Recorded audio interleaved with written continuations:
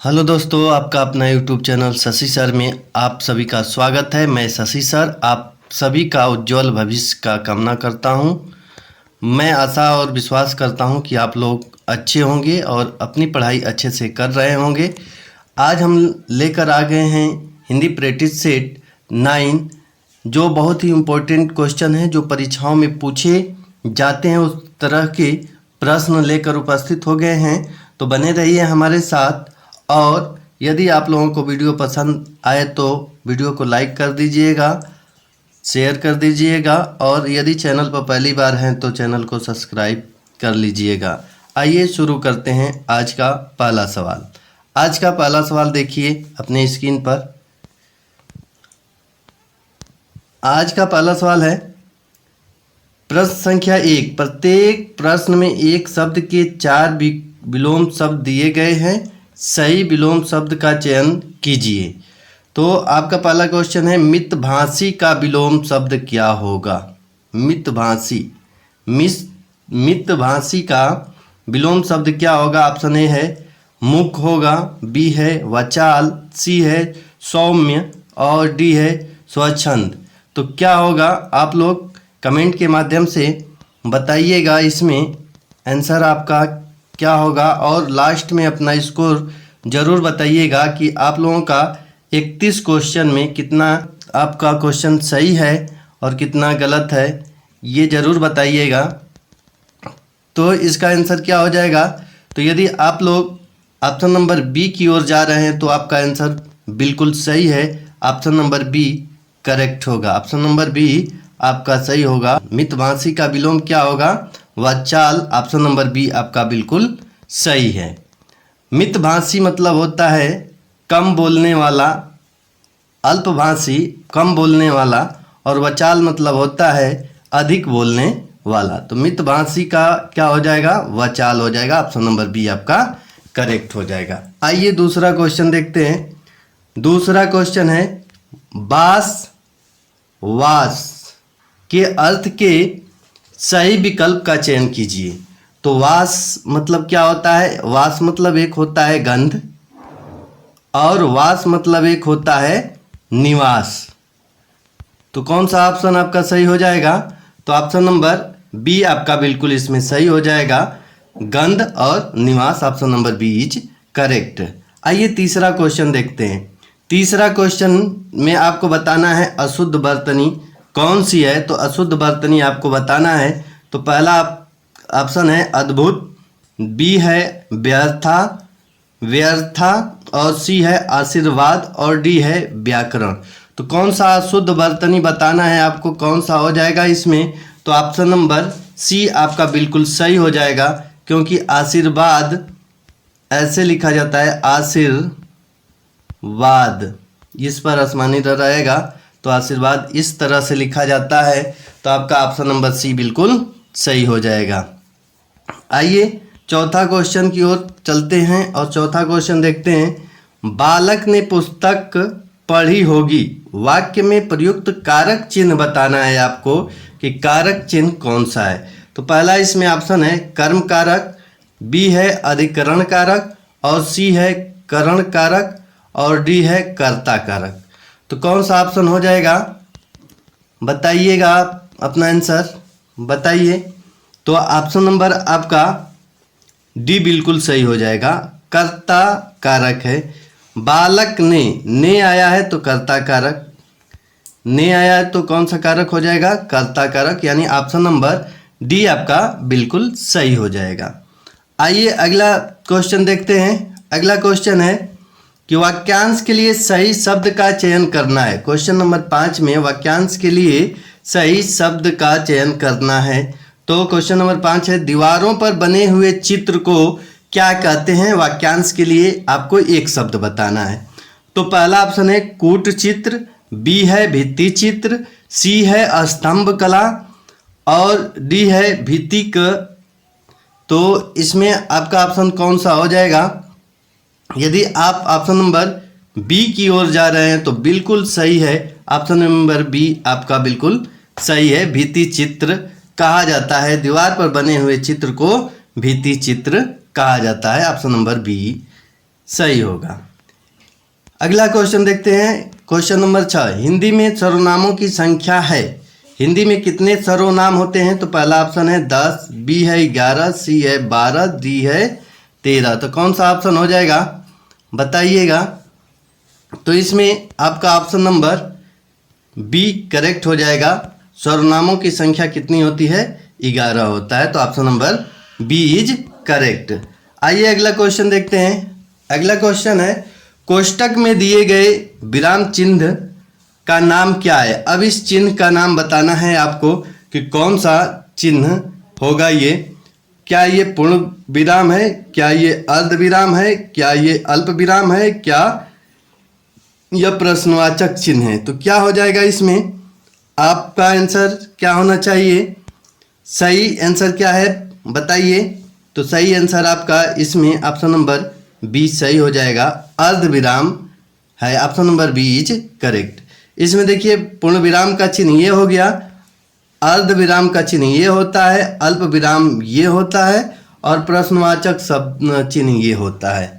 तो इस प्रकार से ऑप्शन नंबर आपका कौन सा सही हो जाएगा? तो ऑप्शन नंबर बी करेक्ट हो जाएगा।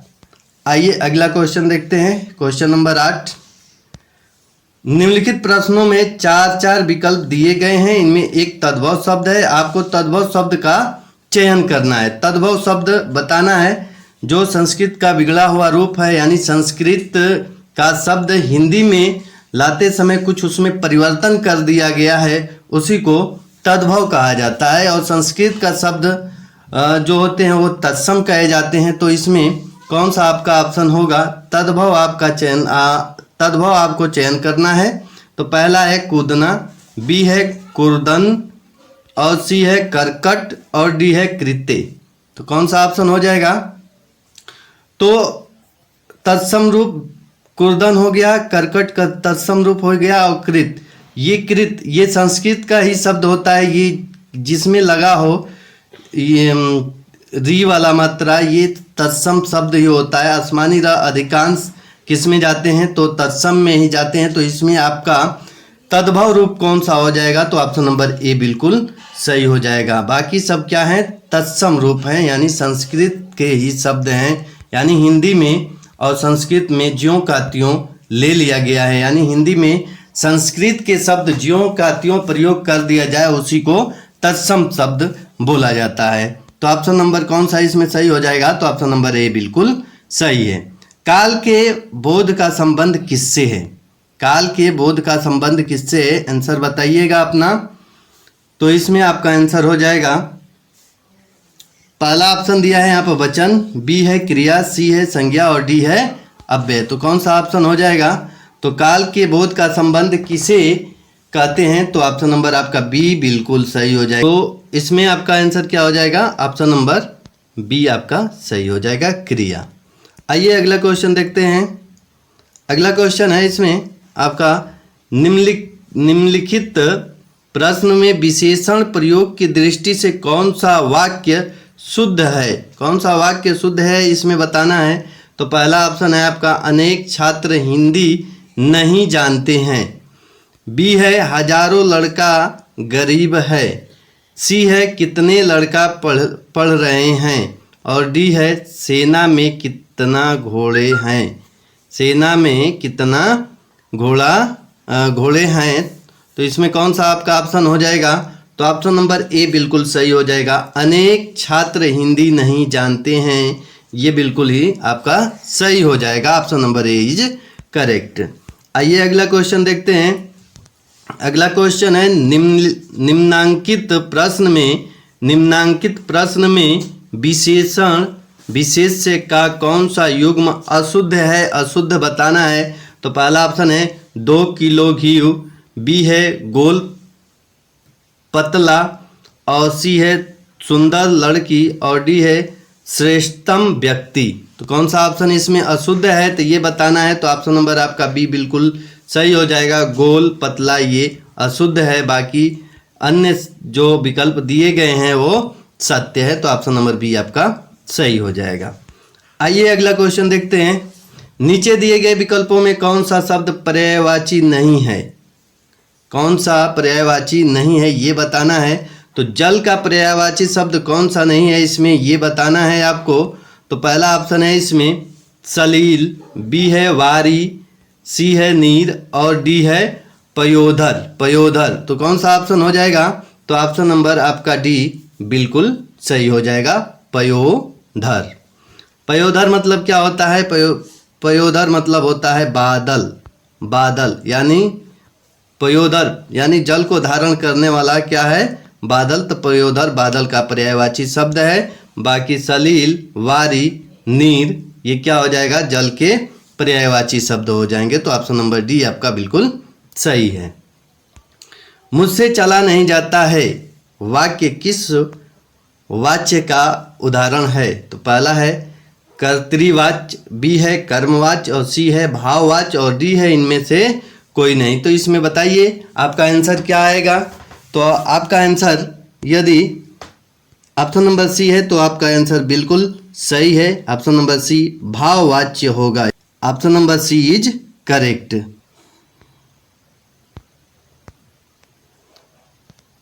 आइए अगला क्वेश्चन देखते हैं।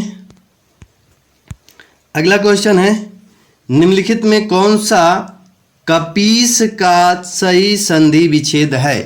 कपीस का सही संधि विच्छेद बताना है आपको। तो ऑप्शन नंबर ए है कपी धन स, सी है कप धन ईस और बी है कप्य धन ईस और डी है कपी धन ईस। तो कपीस का संधि विच्छेद क्या हो जाएगा, तो कपी धन ईस। ऑप्शन नंबर डी आपका बिल्कुल सही हो जाएगा। कौन सा संधि है ये, तो दीर्घ स्वर संधि है। दीर्घ स्वर संधि है। ऑप्शन नंबर डी आपका बिल्कुल सही हो जाएगा। आइए अगला क्वेश्चन देखते हैं। अगला क्वेश्चन है प्रत्येक शब्द में कौन सा समास है। समास बताना है। तो ऑप्शन नंबर ए है द्विगु समास, सी है तत्पुरुष समास, बी है द्वंद्व समास और डी है अव्ययीभाव समास। तो कौन सा ऑप्शन हो जाएगा, तो ऑप्शन नंबर डी आपका बिल्कुल सही हो जाएगा, अव्ययीभाव समास। जिन शब्दों का, अगला क्वेश्चन है जिन शब्दों का रूप सदैव समान रहता है उन्हें कहते हैं, क्या कहते हैं। तो ऑप्शन नंबर ए है अव्यय, बी है वचन, सी है क्रिया और डी है लिंग। तो क्या कहते हैं, तो ऑप्शन नंबर आपका ए बिल्कुल सही हो जाएगा। जिन शब्दों का रूप सदैव समान रहता है उन्हें अव्यय कहते हैं। Option number A is correct. आइए अगला क्वेश्चन देखते हैं। अगला क्वेश्चन है प्रतिकूल शब्द में कौन सा उपसर्ग है। तो प्रतिकूल में कौन सा उपसर्ग है, तो ऑप्शन नंबर ए है प्र, बी है परि, सी है परा और डी है प्रति। तो कौन सा ऑप्शन हो जाएगा, तो ऑप्शन नंबर डी आपका बिल्कुल सही हो जाएगा, प्रति उपसर्ग लगा है प्रतिकूल में। तो आइए अगला क्वेश्चन देखते हैं। निम्नलिखित में कौन सा शब्द अंक शब्द का अनेकार्थी शब्द नहीं है, नहीं बताना है कौन सा नहीं होगा। तो निशान पहला ऑप्शन है, बी दूसरा ऑप्शन है गोद, तीसरा ऑप्शन है संख्या और चौथा ऑप्शन है अंश। तो कौन सा ऑप्शन हो जाएगा, तो ऑप्शन नंबर डी आपका बिल्कुल सही हो जाएगा, अंश अंक का अनेकार्थिक शब्द नहीं है। आइए अगला क्वेश्चन देखते हैं। अगला क्वेश्चन है निम्नलिखित में कौन सा शब्द प्रत्यय रहित है। प्रत्यय रहित है तो पहला ऑप्शन है अध्यापक, बी है गायिका और सी है प्रिया और डी है नैतिक। तो कौन सा शब्द में प्रत्यय नहीं लगा है ये आपको बताना है। तो कौन सा हो जाएगा, तो अध्यापक में कोई सा भी प्रत्यय नहीं लगा है। ऑप्शन नंबर ए आपका बिल्कुल सही हो जाएगा। यदि देखें तो गायिका में इका प्रत्यय लगा है गायिका में, और प्रिया में आ प्रत्यय लगा है और नैतिक में ईक प्रत्यय लगा है। तो कौन सा ऑप्शन हो जाएगा, प्रत्यय रहित कौन सा ऑप्शन है, तो ऑप्शन नंबर ए आपका बिल्कुल सही हो जाएगा। इसमें उपसर्ग लगा है, कौन सा उपसर्ग लगा है, तो अधि उपसर्ग का प्रयोग हुआ है अध्यापक में। तो ऑप्शन नंबर ए आपका बिल्कुल सही हो जाएगा। विभत्स, अगला क्वेश्चन देखते हैं। विभत्स रस का स्थायी भाव क्या होगा। तो पहला ऑप्शन है निर्वेद, बी है विस्मय, सी है क्रोध और डी है जुगुप्सा। तो कौन सा ऑप्शन हो जाएगा, बताइए। विभत्स रस का स्थायी भाव क्या होता है, तो जुगुप्सा होता है। ऑप्शन नंबर डी आपका बिल्कुल सही हो जाएगा। निर्वेद शांत रस का स्थायी भाव है और विस्मय अद्भुत रस का स्थायी भाव है और क्रोध रौद्र रस का स्थायी भाव है। तो ऑप्शन नंबर इसमें विभत्स रस का स्थायी भाव कौन हो जाएगा, तो जुगुप्सा हो जाएगा। ऑप्शन नंबर डी बिल्कुल सही है। अगला क्वेश्चन देखते हैं, जल्लीकट्टी सुनाना मुहावरे का अर्थ है। जल्लीकट्टी सुनाना मुहावरे का अर्थ क्या होगा? तो पहला ऑप्शन है बुरा भला कहना, बी है सत्य बोलना, सी है आप्त वचन बोलना और डी है शास्त्र सम्मत कहना। तो कौन सा ऑप्शन इसमें हो जाएगा? तो ऑप्शन नंबर ए बिल्कुल आपका सही हो जाएगा, बुरा भला कहना। बुरा भला कहना option number A is correct. आइए अगला क्वेश्चन देखते हैं। अगला क्वेश्चन है, रघुपति राघव राजा राम में अलंकार कौन सा है?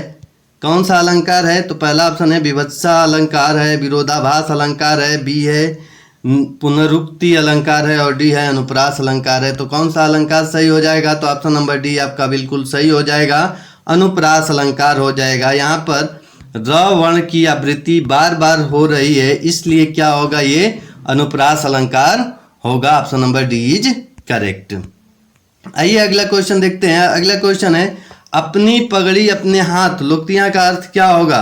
पहला ऑप्शन है स्वयं का काज स्वयं करना अच्छा होता है, बी है अपने सम्मान को बनाए रखना अपने ही हाथ में है और सी है निजी वस्तु की रक्षा करना और डी है बेसहारे का सहारा। तो कौन सा ऑप्शन हो जाएगा? तो आपका बी ऑप्शन बिल्कुल सही हो जाएगा। अपनी पगड़ी अपने हाथ का लोकोक्तिया का अर्थ होगा अपने सम्मान को बनाए रखना अपने ही हाथ में है। ऑप्शन नंबर बी आपका बिल्कुल सही हो जाएगा। आइए अगला क्वेश्चन देखते हैं। अगला क्वेश्चन देखते हैं, तो न भूतो न भविष्यति उपन्यास के लिए नरेंद्र कोहली को किस पुरस्कार से सम्मानित किया गया? तो पहला ऑप्शन है ज्ञानपीठ पुरस्कार, बी है व्यास सम्मान और सी है साहित्य अकादमी पुरस्कार और डी है इनमें से कोई नहीं। तो कौन सा ऑप्शन सही हो जाएगा? न भूतो न भविष्यति उपन्यास के लिए नरेंद्र कोहली को व्यास सम्मान से सम्मानित किया गया। ऑप्शन नंबर बी आपका बिल्कुल सही हो जाएगा। आइए अगला क्वेश्चन देखते हैं। अगला क्वेश्चन है, हिंदी भाषा को राजभाषा कब घोषित किया गया? भाषा ऑप्शन नंबर ए है 14 सितंबर 1949 को घोषित किया गया, बी है 26 जनवरी 1950 और सी है 15 अगस्त 1947 और डी है 11 सितंबर 1955। तो कौन सा ऑप्शन हो जाएगा? तो ऑप्शन नंबर ए आपका बिल्कुल सही हो जाएगा, 14 सितंबर 1949 को हिंदी भाषा को राजभाषा घोषित किया गया। आइए अगला क्वेश्चन देखते हैं। अगला क्वेश्चन है, निम्न वाक्यों में सही वाक्य का चयन कीजिए। पहला है जानते हैं किसी को कि इस बात को सताया न जाए, बी है जानते हैं इस बात को कि किसी को सताया न जाए, सी है इस बात को जानते हैं कि किसी को सताया नहीं जाए और डी ऑप्शन है इस बात को जानते हैं कि किसी को सताया न जाए। तो कौन सा ऑप्शन सही है? तो इसमें ऑप्शन नंबर डी आपका बिल्कुल सही हो जाएगा, इस बात को जानते हैं कि किसी को सताया न जाए। Option number D is correct. अगला क्वेश्चन देखते हैं, इनमें से कौन सा कवि अष्टछाप का कवि नहीं है? तो पहला ऑप्शन है सूरदास, बी है नंददास, सी है कुंभनदास और डी है रैदास। तो कौन सा अष्टछाप के कवि नहीं है? तो इसमें रैदास जी अष्टछाप के कवि नहीं है। ऑप्शन नंबर डी आपका बिल्कुल सही हो जाएगा। आइए अगला क्वेश्चन देखते हैं। अगला क्वेश्चन है, हिंदी साहित्य के आदिकाल का अभिनव जयदेव किसे कहा जाता है?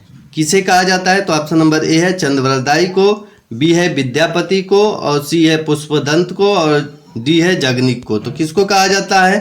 तो ऑप्शन नंबर बी आपका बिल्कुल सही हो जाएगा, विद्यापति को कहा जाता है।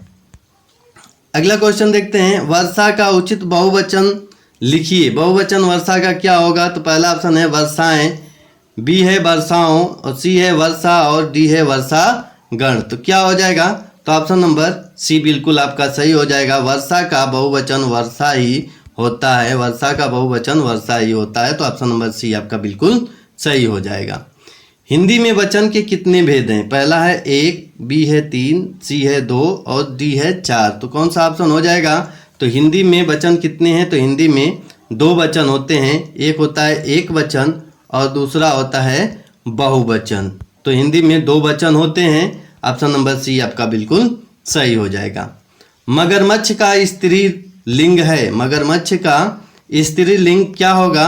बताइए। ऑप्शन नंबर ए है मगरमच्छी, बी है मगरमच्छवी और सी है मादा मगरमच्छ और डी है मगरमच्छनी। तो कौन सा ऑप्शन सही हो जाएगा आपका? तो ऑप्शन नंबर सी आपका बिल्कुल सही हो जाएगा, मादा मगरमच्छ मगरमच्छ का स्त्री रूप है। तो इस प्रकार से हम लोगों का आज प्रैक्टिस सेट 9 समाप्त हो गया है। यदि आप लोगों को वीडियो पसंद आया हो तो लाइक कर दीजिएगा और चैनल पर पहली बार हैं तो चैनल को सब्सक्राइब कर लीजिएगा। ऐसे ही वीडियो पाने के लिए हम डेली वीडियो हिंदी का प्रैक्टिस सेट लेकर उपस्थित होते हैं आप लोगों के सामने। तो आज के लिए इतना ही। हमारे साथ बनने के लिए धन्यवाद। आप सभी को